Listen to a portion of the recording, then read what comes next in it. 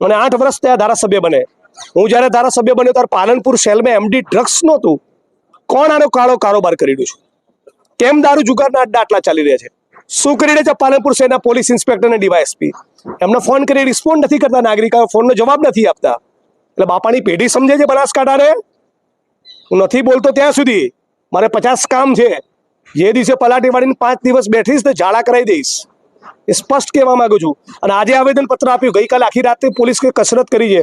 એનો મતલબ એમ નહીં કે 4 દિવસ બંધ રાખો પછી ભૂલી જવાનો નથી. દર અઠવાડિયે ફોલોઅપ લેવાનો છું.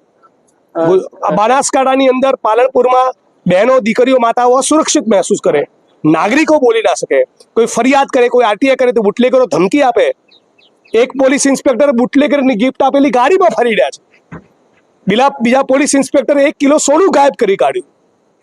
ફોજદારી ગુનાનું કૃત્ય કર્યું. ગાયબ કરનાર પીઆઈ કોણ છે? એ બે જે સંબંધિત અધિકારીને